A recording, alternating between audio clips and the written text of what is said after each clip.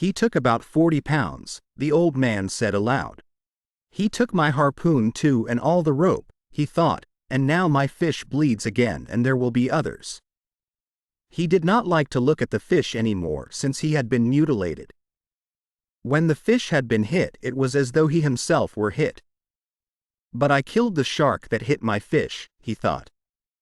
And he was the biggest dentuso that I have ever seen. And God knows that I have seen big ones. It was too good to last, he thought. I wish it had been a dream now and that I had never hooked the fish and was alone in bed on the newspapers. But man is not made for defeat, he said. A man can be destroyed but not defeated. I am sorry that I killed the fish though, he thought. Now the bad time is coming and I do not even have the harpoon. The dentuso is cruel and able and strong and intelligent. But I was more intelligent than he was. Perhaps not, he thought. Perhaps I was only better armed. Don't think, old man, he said aloud. Sail on this course and take it when it comes. But I must think, he thought. Because it is all I have left. That and baseball. I wonder how the great DiMaggio would have liked the way I hit him in the brain? It was no great thing, he thought. Any man could do it. But do you think my hands were as great a handicap as the bone spurs? I cannot know. I never had anything wrong with my heel except the time the stingray stung it when I stepped on him when swimming and paralyzed the lower leg and made the unbearable pain. Think about something cheerful, old man, he said. Every minute now you are closer to home. You sail lighter for the loss of 40 pounds. He knew quite well the pattern of what could happen when he reached the inner part of the current. But there was nothing to be done now. Yes, there is, he said aloud. I can lash my knife to the butt of one of the oars. So he did that with the tiller under his arm and the sheet of the sail under his foot. Now, he said, I am still an old man. But I am not unarmed. The breeze was fresh now and he sailed on well.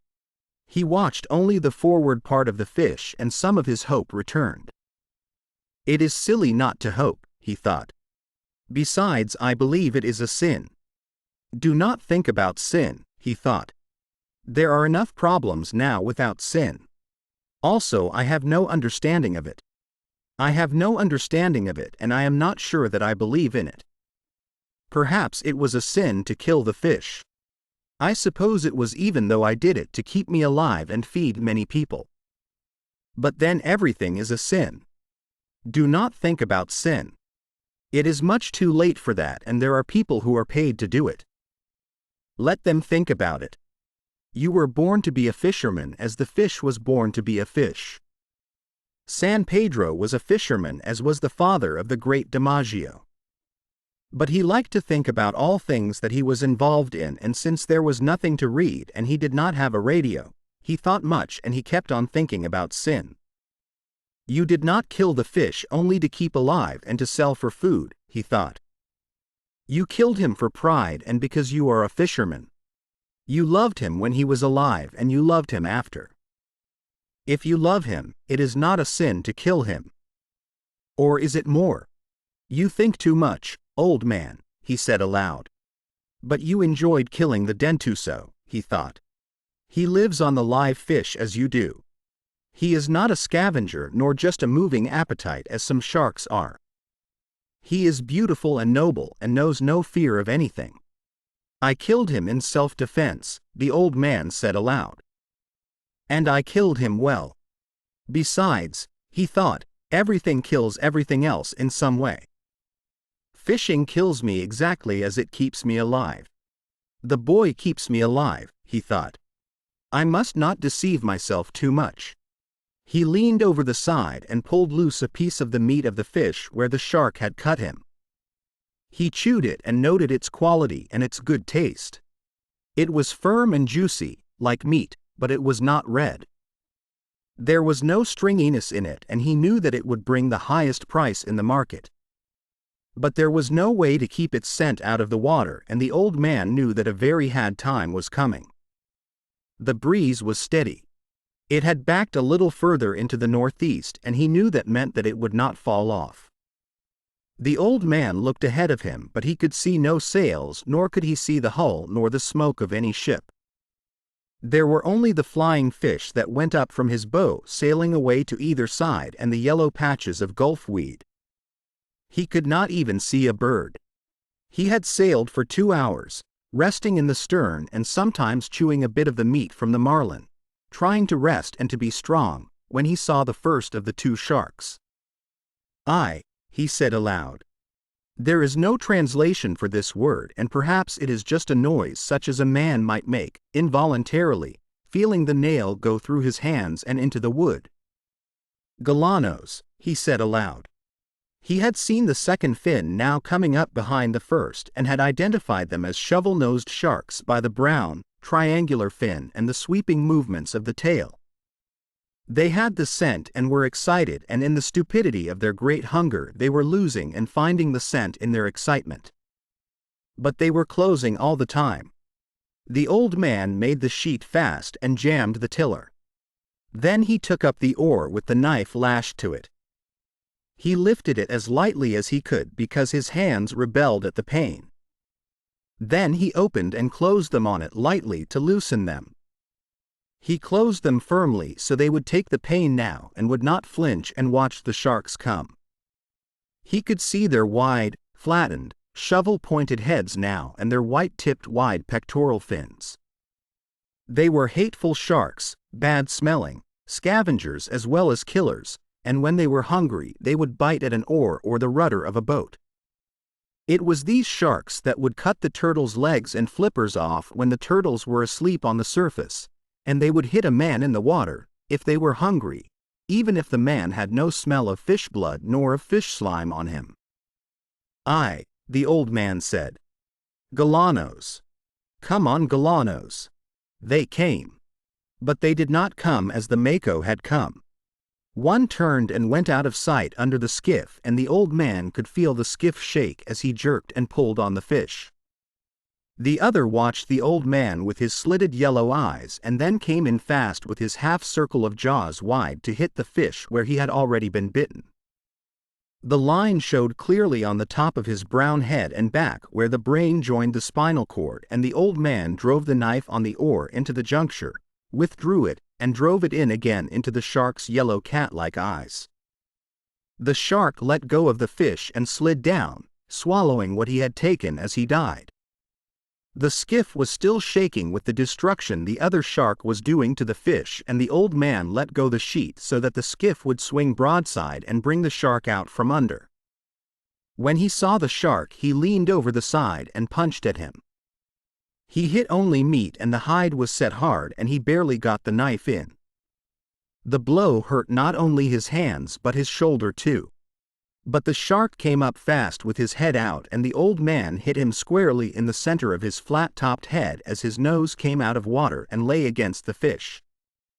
The old man withdrew the blade and punched the shark exactly in the same spot again. He still hung to the fish with his jaws hooked, and the old man stabbed him in his left eye. The shark still hung there. No, the old man said, and he drove the blade between the vertebrae and the brain. It was an easy shot now, and he felt the cartilage sever. The old man reversed the oar and put the blade between the shark's jaws to open them. He twisted the blade, and as the shark slid loose he said, "Go on, Galano. Slide down a mile deep. Go see your friend, or maybe it's your mother." The old man wiped the blade of his knife and laid down the oar. Then he found the sheet and the sail filled, and he brought the skiff onto her course. "They must have taken a quarter of him and of the best meat," he said aloud. "I wish it were a dream and that I had never hooked him. I'm sorry about it, fish. It makes everything wrong." He stopped, and he did not want to look at the fish now. Drained of blood and awash, he looked the color of the silver backing of a miner, and his stripes still showed. "I shouldn't have gone out so far, fish," he said. "Neither for you nor for me. I'm sorry, fish." "Now," he said to himself, Look to the lashing on the knife and see if it has been cut. Then get your hand in order because there still is more to come. I wish I had a stone for the knife, the old man said after he had checked the lashing on the oar butt. I should have brought a stone. You should have brought many things, he thought. But you did not bring them, old man. Now is no time to think of what you do not have. Think of what you can do with what there is. You give me much good counsel, he said aloud. I'm tired of it. He held the tiller under his arm and soaked both his hands in the water as the skiff drove forward. God knows how much that last one took, he said. But she's much lighter now. He did not want to think of the mutilated underside of the fish. He knew that each of the jerking bumps of the shark had been meat torn away and that the fish now made a trail for all sharks as wide as a highway through the sea. He was a fish to keep a man all winter, he thought. Don't think of that. Just rest and try to get your hands in shape to defend what is left of him. The blood smell from my hands means nothing now with all that scent in the water. Besides, they do not bleed much. There is nothing cut that means anything. The bleeding may keep the left from cramping. What can I think of now? He thought. Nothing. I must think of nothing and wait for the next ones. I wish it had really been a dream, he thought. But who knows? It might have turned out well. The next shark that came was a single shovel nose. He came like a pig to the trough if a pig had a mouth so wide that you could put your head in it. The old man let him hit the fish and then drove the knife on the oar down into his brain. But the shark jerked backwards as he rolled and the knife blade snapped. The old man settled himself to steer. He did not even watch the big shark sinking slowly in the water, showing first life-size, then small, then tiny. That always fascinated the old man. But he did not even watch it now. I have the gaff now, he said. But it will do no good. I have the 2 oars and the tiller and the short club. Now they have beaten me, he thought. I am too old to club sharks to death. But I will try it as long as I have the oars and the short club and the tiller. He put his hands in the water again to soak them. It was getting late in the afternoon and he saw nothing but the sea and the sky. There was more wind in the sky than there had been, and soon he hoped that he would see land. You're tired, old man, he said. You're tired inside. The sharks did not hit him again until just before sunset. The old man saw the brown fins coming along the wide trail the fish must make in the water. They were not even quartering on the scent. They were headed straight for the skiff swimming side by side. He jammed the tiller, made the sheet fast and reached under the stem for the club. It was an oar handle from a broken oar sawed off to about 2.5 feet in length. He could only use it effectively with one hand because of the grip of the handle, and he took good hold of it with his right hand, flexing his hand on it as he watched the sharks come. They were both galanos. I must let the first one get a good hold and hit him on the point of the nose or straight across the top of the head, he thought. The 2 sharks closed together, and as he saw the one nearest him open his jaws and sink them into the silver side of the fish, he raised the club high and brought it down heavy and slamming onto the top of the shark's broad head. He felt the rubbery solidity as the club came down. But he felt the rigidity of bone too, and he struck the shark once more hard across the point of the nose as he slid down from the fish. The other shark had been in and out and now came in again with his jaws wide. The old man could see pieces of the meat of the fish spilling white from the corner of his jaws as he bumped the fish and closed his jaws. He swung at him and hit only the head, and the shark looked at him and wrenched the meat loose. The old man swung the club down on him again as he slipped away to swallow and hit only the heavy solid rubberiness. Come on, Galano, the old man said. Come in again. The shark came in a rush and the old man hit him as he shut his jaws. He hit him solidly and from as high up as he could raise the club. This time he felt the bone at the base of the brain and he hit him again in the same place while the shark tore the meat loose sluggishly and slid down from the fish. The old man watched for him to come again, but neither shark showed. Then he saw one on the surface swimming in circles. He did not see the fin of the other. I could not expect to kill them, he thought. I could have in my time. But I have hurt them both badly and neither one can feel very good. If I could have used a bat with 2 hands, I could have killed the first one surely.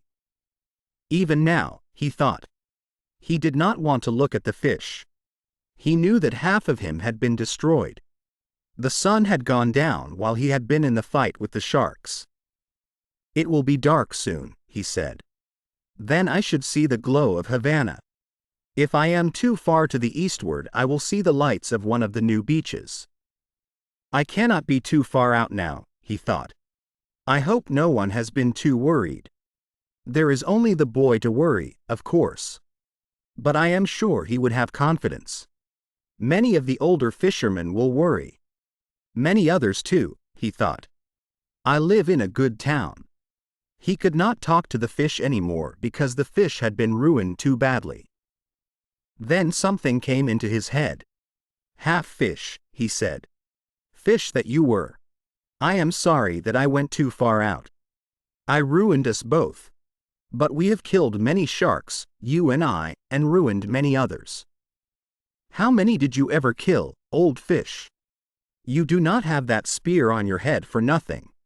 He liked to think of the fish and what he could do to a shark if he were swimming free. I should have chopped the bill off to fight them with, he thought. But there was no hatchet and then there was no knife. But if I had, and could have lashed it to an oar butt, what a weapon! Then we might have fought them together. What will you do now if they come in the night? What can you do? Fight them, he said. I'll fight them until I die.